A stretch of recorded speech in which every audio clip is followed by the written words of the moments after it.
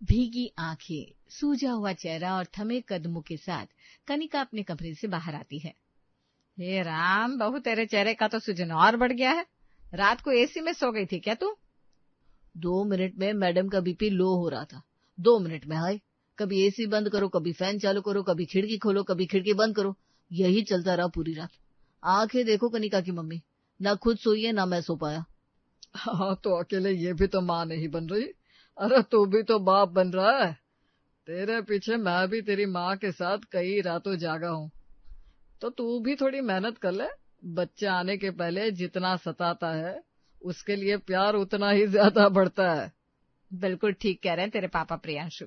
जा बहू, अब तू भी नाश्ता कर ले, उसके बाद आराम कर लेना। इन दिनों जितना आराम करेगी ना उतना अच्छा रहेगा। सभी कामवाली के हाथों के पराठे आराम से खा लेते हैं, पर कनिका से एक कोर पराठा भी खाया नहीं जाता। हाय, फिर से वही पराठा, ये तो गले के नीचे ही नहीं उतरेगा। नाश्ते में कुछ और है क्या संध्या? फ्रूट चाट बना दूं क्या भाभी? बच्चे की सेहत के लिए बड़ा अच्छा होता है। या फिर जूस बना दूं? नहीं नहीं, तुम मुझे बस एक एप्पल दे दो। सिर्फ एक एप्पल बहू? आजकल देख रही हूँ मैं, आधा पेट खाना खा रही है तू। मुझे पता है प्रेगनेंसी में जी मचलता रहता है, कुछ खाने पीने का मन नहीं करता, पर बच्चे की सोचकर खाना तो पड़ेगा ना। खाना नहीं खाएगी तो डॉक्टर दवाई दे देंगे।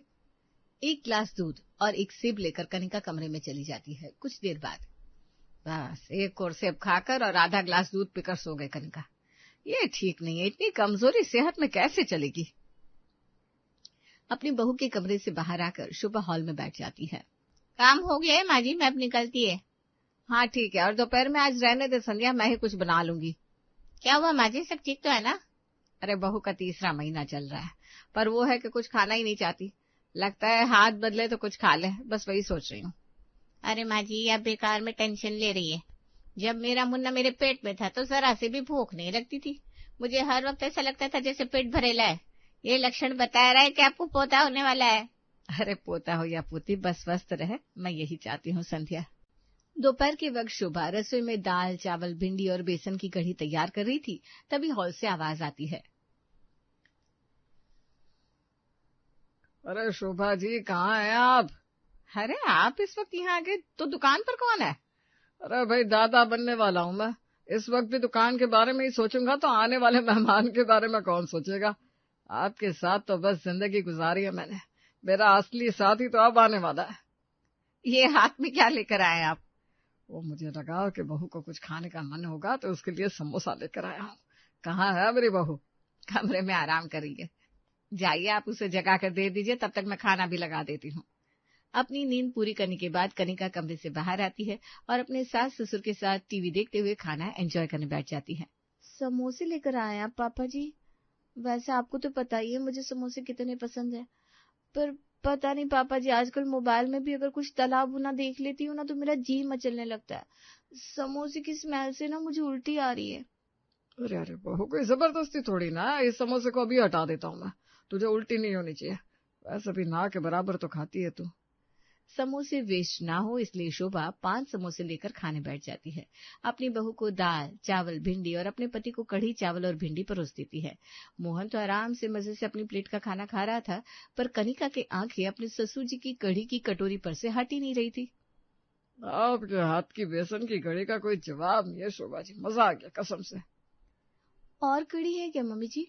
हाँ हाँ, बहुत कढ़ी बनाई है मैंने, पतीला भरकर, पर तुझे पसंद नहीं है इसलिए तुझे परोसी नहीं। स्मेल से ना मुझे कढ़ी खाने का मन कर रहा है, मैं जाकर ले आती हूँ। दाल चावल छोड़कर कनिका एक पतीला भरकर कढ़ी सफाचट कर देती है। अब कुछ अच्छा लग रहा है, बड़ा स्वादिष्ट खाना था आज तो। संध्या से कह देना मम्मी जी रात को आने की जरूरत नहीं, रात को डिनर मैं बना लूंगी, अब मेरी तबीयत बिल्कुल ठीक है। अपनी बहू को पेट भर के खाता देख शोभा की टेंशन खत्म हो जाती है। शाम के 6 बजे दोनों सास बहू चाय पीते हुए टीवी देख रही थी, तभी पड़ोसन विमला प्याज के पकोड़े लेकर वहां आती है।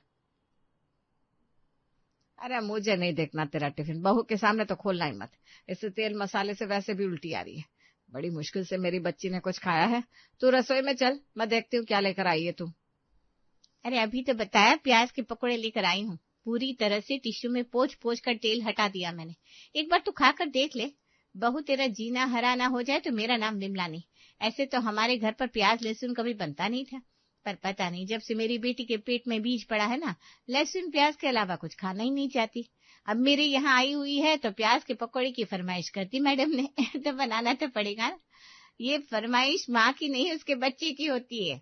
अब नानी होकर इतना नहीं करती मैं, उसके लिए बनाया तो सोचा तेरे लिए भी लेती आऊं। आंटी जी ठीक कह रही है मम्मी जी, मैं टेस्ट करती हूँ, हो सकता है मेरे बच्चे को भी प्याज पसंद हो। प्याज के पकोड़े के ऊपर की कवरिंग हटा हटा कर कनिका अंदर से प्याज खाती है। प्याज का स्वाद ना मुझे बड़ा अच्छा लग रहा है आंटी जी, पर वही बात है ना, फ्राइड प्याज है, ज्यादा तेल मुझसे खाया नहीं जा रहा। अब से ना कच्चे प्याज खाकर देखूंगी। अरे अरे कच्चे प्याज क्यों बेटा, प्याज का पराठा बनवा ले। खाना बनाने वाली भी रखी है इसके लिए, हो सकता है वो तरह तरह के व्यंजन बनाए तो कुछ खाने का जी करे इसका, पर इसका तो जी गेहूं की रोटी खाने का भी नहीं कर रहा। अब प्याज का मसाला गेहूं के पराठे के अंदर ही तो जाएगा, पराठा ही नहीं खाना चाहती तो प्याज तो कच्चे ही खाने पड़ेंगे। बाप रे, ये बच्चा ना तुझे बड़ा सता रहा है। चल शोभा मैं चलती हूँ। वैसे प्याज और आलू टमाटर डालकर चाट भी बन सकती है बेटा, उसमें तेल भी नहीं रहता। जरा सी मूंगफली और उबले चने और धनिया पत्ता डाल देना, स्वाद भी आ जाएगा और पेट भी भरा भरा लगेगा। ऐसे ही आजकल प्याज तो फ्री में मिल रहे हैं।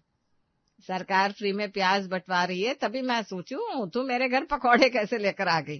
अरे नहीं शोभा, वो क्या है ना, मेरी बहू ऑनलाइन ही राशन मंगवा लेती है। आजकल ऑनलाइन कुछ भी मंगवाने पर 5 रुपए में प्याज मिल रहा है, तो मैंने मंगा कर रख लिया। भाई कुछ भी बनता है तो उसमें प्याज इस्तेमाल कर लेती हूँ। बस फिर रसोई के लिए कुछ राशन कनिका भी ऑर्डर कर लेती है, पर 5 रुपए में 1 किलो प्याज उसके घर तक पहुंच जाता है।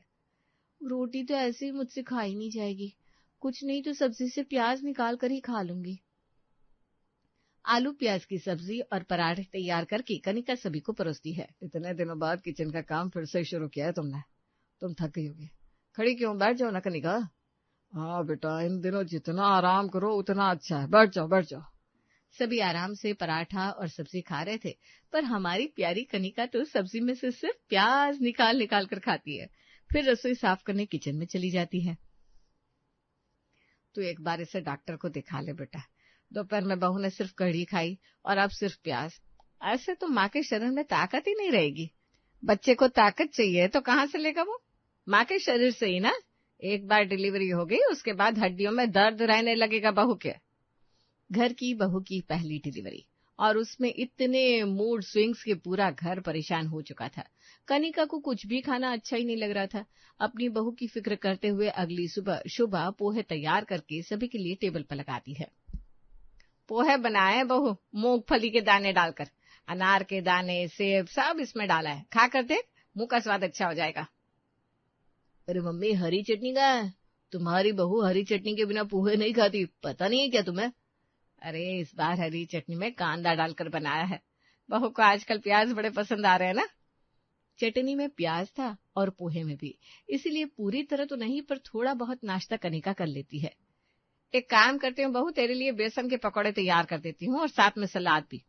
कुछ देर बाद शुभा कनिका के लिए सलाद और बेसन के पकौड़े लेकर उसके कमरे में पहुंचती है। आप क्यों इतनी मेहनत कर रही है मम्मी जी, रहने दीजिए ना, मुझे अच्छा नहीं लग रहा। जब से ये बच्चा मेरे पेट में आया है आप सबकी मुसीबतें बढ़ गई हैं। पहले इतने सारे टेस्ट हुए और फिर अब मेरे मुंह का टेस्ट ही चला गया। मुझे लगता है मुझे कुछ दिनों के लिए मायके चले जाना चाहिए। ऐसा क्यों बोल रही है बहू, तेरे लिए खाना बना दिया तो मेरी मेहनत बढ़ गई क्या है? ये भी कोई बात हुई भला? अगर कोई मेरी बेटी होती और वो पेट से होती तो क्या मैं उसके लिए मेहनत नहीं करती? ये तो माओ का दुलार होता है बेटा। अब विमला को ही देख ले, उसकी भी तो बेटी आई हुई है, अपनी बेटी के पीछे वो खुद प्याज खाने नहीं लग गई। तू सलाद खा ले, प्याज पसंद है ना तुझे? सोचा था प्याज के पराठे बना दूंगी, पर गेहूं खाते ही तुझे उल्टी होने लगती है, इसलिए नहीं बनाया। कल तुझे कढ़ी अच्छी लगी थी तो सोचा बेसन के पकौड़े बना लेती हूँ, एक बार पेट जरा भरा लगेगा ना तो तुझे भी अच्छा लगेगा। कल कढ़ी में पकौड़े डाले हुए थे ना मम्मी जी, तो उसमें तेल नहीं था, पर इसमें ना तेल तेल सा लग रहा है, सिर्फ पकौड़ी है ना। मैं ऑनलाइन देखती हूँ अगर कुछ समझ में आए तो।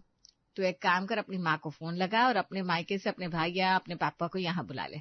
प्रियांशु घर पर नहीं है, अकेले मैं तुझे भेजूंगी नहीं, हो सकता है वहां अपनी माँ के हाथ का बना खाना खाकर तुझे अच्छा लगे। मुझे तो बेटा तेरी सेहत से मतलब है। आई एम सॉरी मम्मी जी, शायद ही किसी के साथ इतनी कोऑपरेटिव होगी जितनी आप है। इतनी अच्छी हैं आप, उसके बाद भी मैं आपको कितना परेशान कर रही हूँ। क्यों बच्चे, अपनी दादी को इतना परेशान क्यों कर रहे हो आप? पागली। शोभा अपनी समधन के घर फोन करती है और कनिका को मायके भेजने की तैयारी कर लेती है। अब फिक्र मत कीजिए आंटी जी, मैं, मम्मी, पापा, गीतांजलि, हम पूरी कोशिश करेंगे आपकी बहू का ख्याल रखने की। बिल्कुल बेटा, उस घर पर ही पली बड़ी है कनिका, खातिर में कमी तो तुम लोग छोड़ोगे नहीं, पर इस हालत में ना बहू को भेजने का मेरा मन नहीं हो रहा। बहू, मैं क्या कह रही थी, मैं भी चलूं क्या तेरे साथ? संध्या को कह दूंगी, दोनों बाप बेटों का खाना पीना वो देख लेगी। हाँ मम्मी जी, ये सही रहेगा, आपके बिना वहां मेरा भी मन नहीं लगेगा। शोभा अपनी बहू के साथ उसके मायके पहुंचती है, जहां सबसे पहले डिस्कशन कनिका की डाइट की होती है। धन्य है समधन जी आप, जो आपने इतना कुछ किया अपनी बहू के लिए। मुझे याद है जब ये मेरे पेट में थी ना, तब मुझे बहुत भूख लगती थी, पर मेरी सास मुझे गिनकर 2 रोटियां देती थी, तीसरी अगर मैं मांग लूं तो घर पर बवाल हो जाता था। और सब्जी क्या, सिर्फ पानी मिलता था, क्योंकि आलू तो माँ जी अपनी कटोरी में डलवा लेती थी। अब मुझे आप पर पूरा भरोसा हो गया है कि कनिका को आपके रहते कोई दिक्कत नहीं हो सकती। पर हो रही है ना मम्मी जी, मेरा मतलब है आंटी जी की 10 तरह की डिशेस बनाने के बाद भी दीदी कुछ खा तो नहीं रही। ऐसे तो बच्चे की हेल्थ पर असर पड़ेगा ही ना। मंदिर वाले बाबा जी है ना, जिनको दिखाकर आपने मेरी नजर उतरवाई थी, उनसे पूछी ना, हो सकता है दीदी को किसी को नजर लग गई हो। हाँ मम्मी, उनसे बात करो ना, वो बाबा जी बड़ी प्रैक्टिकल बातें करते हैं और काफी पढ़े लिखे भी है आंटी जी। कनिका और जीजू के रिश्ते की हामी भी उन्होंने ही भरी थी, और देख लीजिए कितना अच्छा ससुराल मिला है दीदी को। इस बात को सुनकर शोभा का भी विश्वास बाबा जी पर बढ़ जाता है और गीतांजलि बाबा जी को घर आने का न्योता देती है। ठीक है बेटा, पर मेरे लिए खाने का प्रबंध अच्छे से करना। अब बिल्कुल बेफिक्र रहिए बाबा जी, बिना प्याज लहसुन का बिल्कुल शुद्ध शाकाहारी खाना बनाऊंगी। रात को ही मैं रसोई साफ कर लूंगी। पर मैंने तो कहा ही नहीं कि बिना प्याज के खाना बनाना। हाँ, गेहूं के आटे का इस्तेमाल ना हो। कल मेरा मन बेसन प्याज के पराठे खाने का कर रहा है बेटा, वो बना पाओ तो मेरा आना संभव होगा, वरना नहीं। वो बाबा जी जो ज्यादातर फलाहार करते थे, आज बेसन प्याज के पराठे की बात कर रहे थे, वो भी बिना गेहूं के आटे की। पर अब बाबा जी ने कह दिया था तो गीतांजलि को करना ही था। रात के 8 बजे दरवाजे की घंटी बजती है। गीतांजलि दरवाजा खोलती है। जीजा जी, अंकल जी, आप दोनों यहाँ? हाँ भाभी, मोनिका को लेकर बहुत टेंशन हो रही थी मुझे, तो मैंने सोचा हम भी यहीं आ जाते हैं।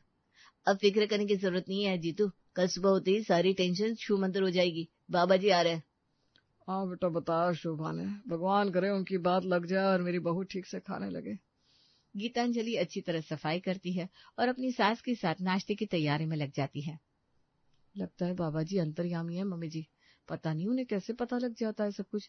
आजकल ऑनलाइन प्याज 5 रुपए में मिल रहे थे, तो करण के मना करने के बाद भी इतने प्याज जमा कर लिए थे मैंने। 8-9 किलो प्याज हो गए थे। मुझे लग रहा था कहाँ इस्तेमाल करूंगी, और देखो बाबा जी ने खुद ही बेसन प्याज के पराठे मांग लिए। ऊपर से दीदी के ससुराल वाले भी आ गए, अब तो आराम से प्याज इस्तेमाल हो जाएंगे। जो लोग मेडिटेशन करते ना बेटा, उनको वैसे भी बहुत चीजों का अंदाजा लग जाता है। मुझे नहीं लगता ये प्याज वो खुद के लिए बनवा रहे हैं, पर अब कहा है तो कर ले तैयारी। गीतांजलि बाबा जी के साथ साथ दोनों परिवार के लिए बेसन प्याज के बिना गेहूं के पराठे तैयार करने लगती है। बेसन के साथ सूजी लेकर उसमें हरी मिर्च, धनिया, लाल मिर्च, नमक और प्याज डालकर गीतांजलि आटा गूंथकर साइड में रख देती है। तभी फोन की घंटी बजती है। तू बाहर जा बहू, देख बाबा जी का फोन होगा, मैं पराठे सेकना शुरू करती हूँ। गीतांजलि फौरन हॉल में जाती है और फोन उठाती है। क्या बाबा जी ने आने का प्लान कैंसिल कर दिया? पर मैंने उनके कहे मुताबिक नाश्ता भी बना लिया है। उन्होंने कहा ये नाश्ता पूरा घर कर ले, उसके बाद बाबा जी खुद आएंगे।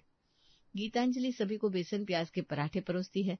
अपने सामने बेसन प्याज के पराठे देखते ही कनिका उन पर टूट पड़ती है। अब जाकर लग रहा है कि सुकून का खाना मिला है। मुझे ना ज्यादा ना ही तेल ना ही बेकार के मसाले चाहिए, मुझे बस प्याज और लहसुन चाहिए था। अच्छा, अब मैं समझी तुझे बेसन की कड़ी क्यों पसंद आई थी और तेरा जी प्याज खाने का क्यों कर रहा था।